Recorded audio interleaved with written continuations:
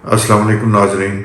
हमने देखा कि इंसान एक पैकेज है कि जिसमें खूबियाँ भी हैं, खामियाँ भी हैं।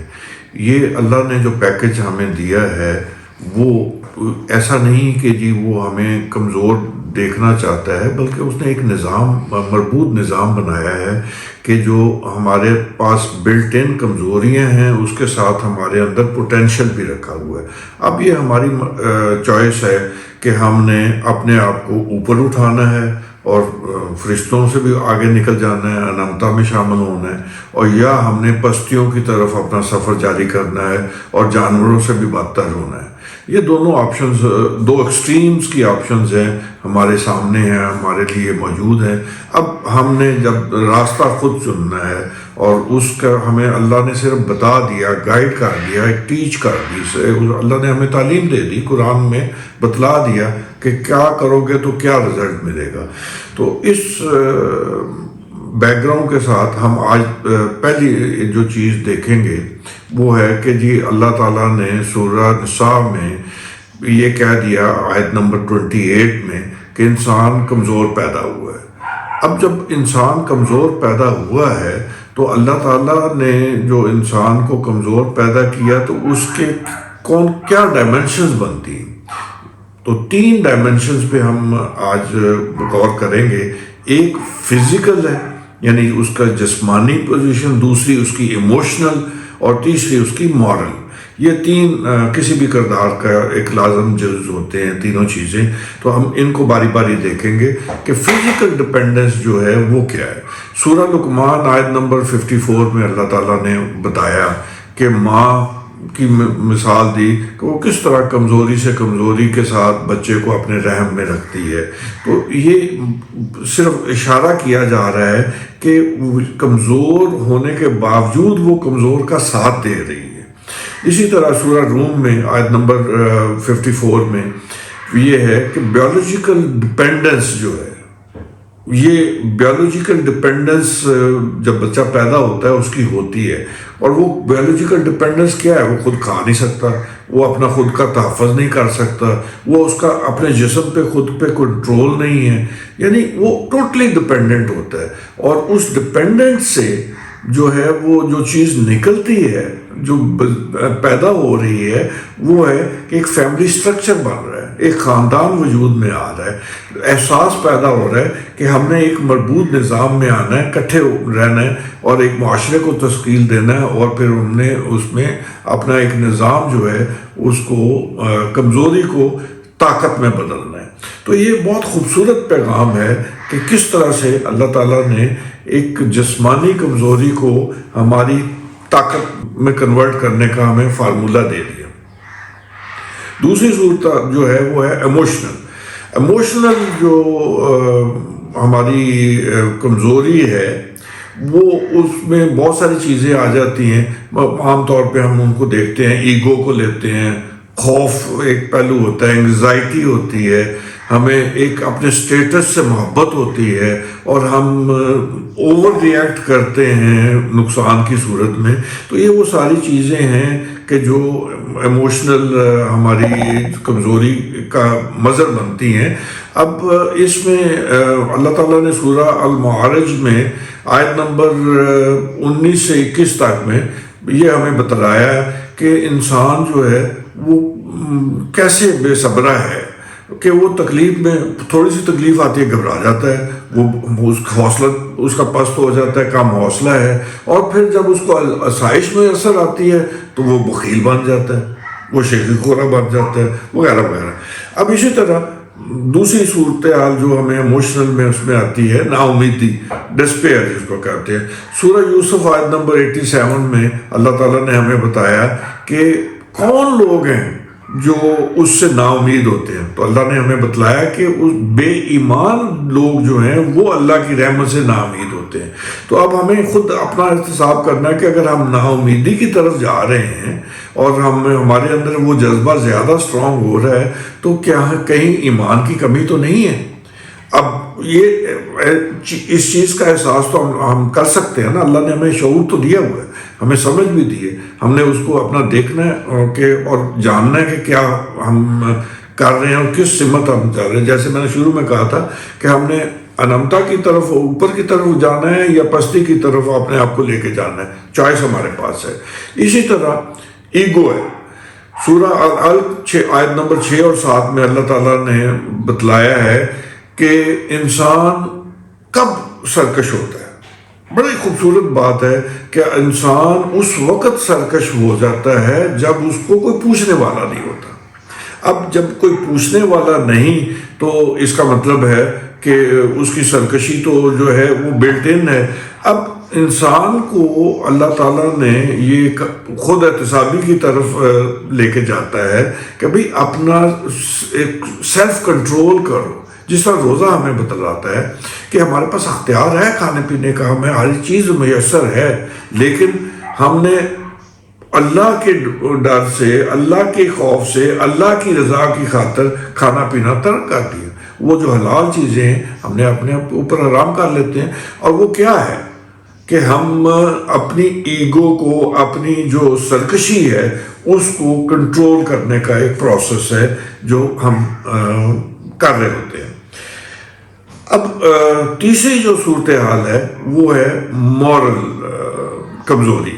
اب مورل کمزوری جو ہے نا، اگر ہم اس میں دیکھیں بہت ساری چیزیں ہوتی ہیں. اس میں خواہشات ہیں، انسان بڑا غسیل ہے، بہت جلدی غصے میں آتا ہے، پرائیڈ لیتا ہے اپنی چیزوں پہ. او میں نے یہ کر دیا، میں نے وہ کر دیا، میں نے یہ حاصل کر لیا، میں نے وہ حاصل کر دیا. پھر اس کے ساتھ وہ لالچی بھی بہت ہے، حرص ہے اس میں. اور پھر اس کے ساتھ ایک اور جو بڑی عجیب تو نہیں کہوں گا لیکن ایک کیفیت ہوتی ہے، وہ خود پسندی ہے.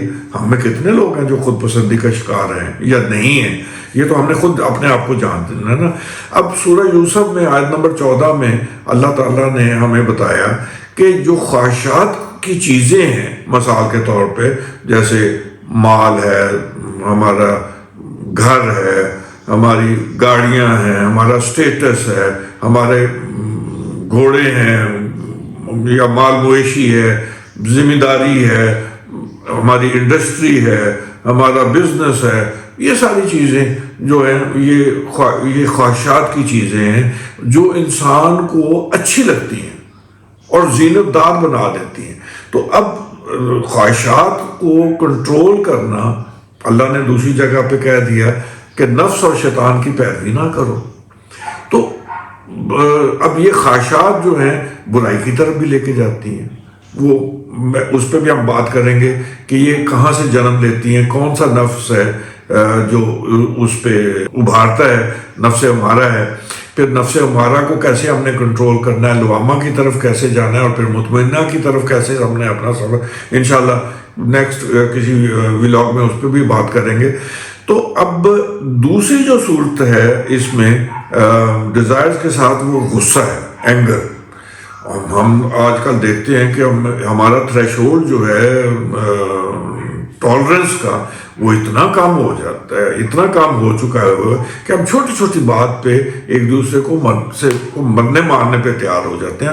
آئے دن ہم قصہ سنتے ہیں، باتیں سنتے ہیں کہ جی 10 روپے کے لین دین کے معاملے میں بندے کو قتل کر دیا.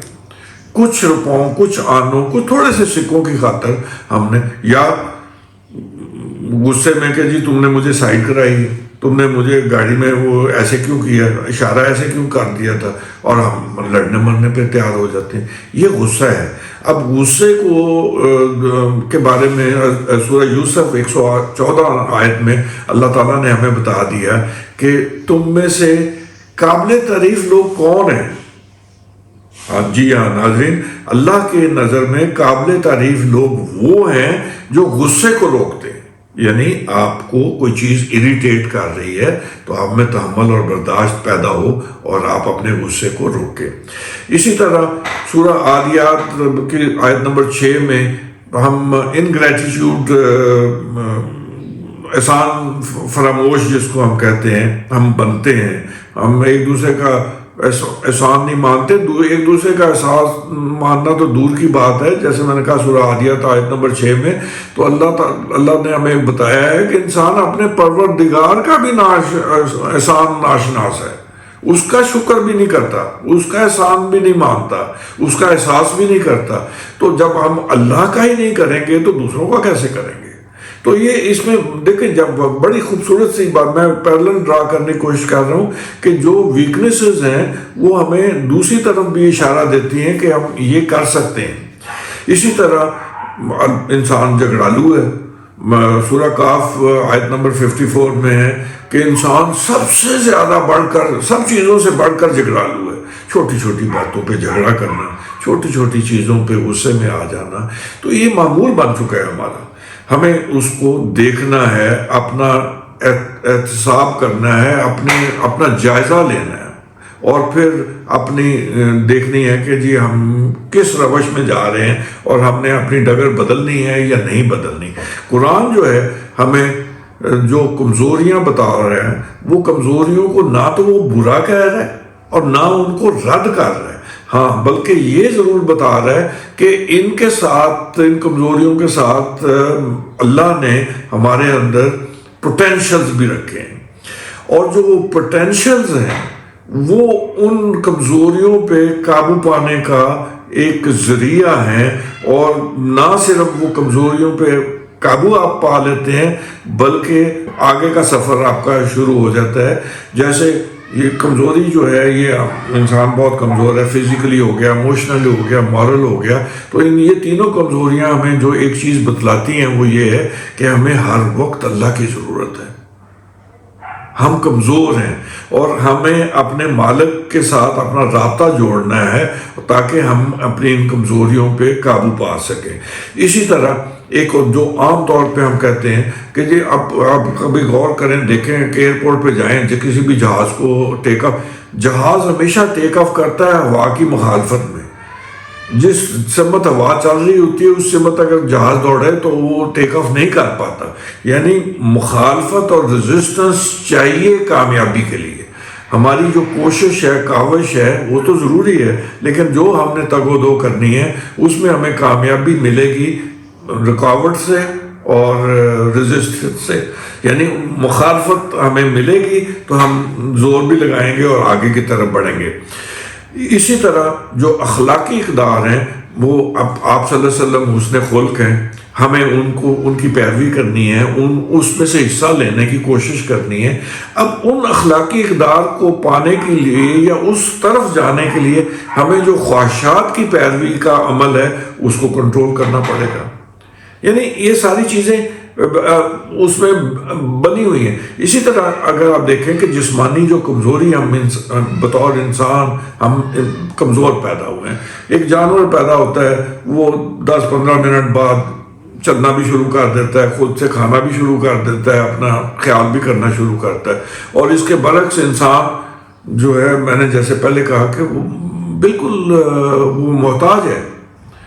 اب وہ محتاجی جو ہے اللہ تعالیٰ نے، دیکھیں جانوروں میں خاندان کا تو کانسیپٹ نہیں ہے، معاشرے کا تو کانسیپٹ نہیں ہے، تو ہم نے معاشرے کا کانسیپٹ دے دیا کہ کس طرح اس کمزوری پہ ہم نے ایک خاندان میں رہتے ہوئے اس پہ قابو پایا، اور اس خاندان نے جو اپنی کمزوری تھی اس کو کس طرح سے ایک مربوط معاشرہ قائم کر کے اس میں اپنا تحفظ یقینی بنایا، اور اسی طرح یہ سلسلہ چلتا چلا گیا۔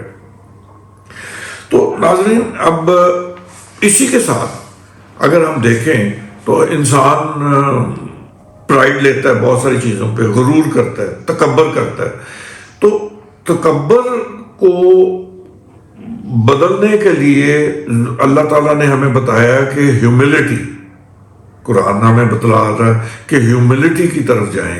ہیوملٹی جو ہے وہ عاجزی اس کا ایک جز ہے، اور بہت ساری چیزیں، اپنی ویکنیسز کو جاننا، اللہ کو پہچاننا، اپنا اور اللہ کے تعلق کو جاننا، اور باہمی احترام کرنا، ایک دوسرے کا احترام کرنا، ایکویلٹی پہ بلیو کرنا، مطلب کسی کو اپنے سے کمتر نہ جاننا، یہ ساری چیزیں ہیں۔ جب ہم ان تمام چیزوں کی طرف دیکھتے ہیں تو کیا ہم ایک خوبصورت معاشرے کی تشکیل کی طرف نہیں بڑھیں گے؟ اب ضرورت اس چیز کی ہے کہ ہم یہ چھوٹی چھوٹی چیزیں دیکھیں، جانیں، سمجھیں، ان پہ غور کریں، تدبر کریں، اور پھر کانشیس ایفرٹ کر کے ہم اس ڈائریکشن میں موو کریں۔ اگر کانشیس ایفرٹ نہیں کریں گے، جانیں گے نہیں، اللہ چاہتا ہے ہمیں کہ ہم سیکھیں، ہم جانیں، علم حاصل کریں۔ اور اللہ تعالیٰ تو اپنے لیے یہ بھی کہتا ہے نا کہ وہ سب سے بڑا ٹیچر ہے۔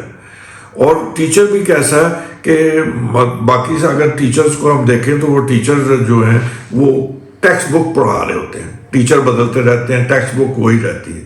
یہاں اللہ تعالیٰ نے ٹیکسٹ بک اور ٹیچر کو کمبائن کر دیا۔ اللہ ہم سے ہم کلام ہو رہا ہے قرآن کے ذریعے، اور قرآن ہی ہمارا ٹیکسٹ بک ہے۔ کیا خوبصورت اللہ تعالیٰ نے ہمیں انعام دیا ہے، وہ اپنی رحمت اور اپنی نوازشات ہمیں دی ہیں۔ ضرورت صرف اس چیز کی کہ ہم قرآن کو سمجھیں، جانیں، پڑھیں، غور کریں اور اس پہ عمل کریں۔ ناظرین، اپنا خیال رکھیے گا، اپنی راہ سے مستفید کیجیے گا۔ شکریہ۔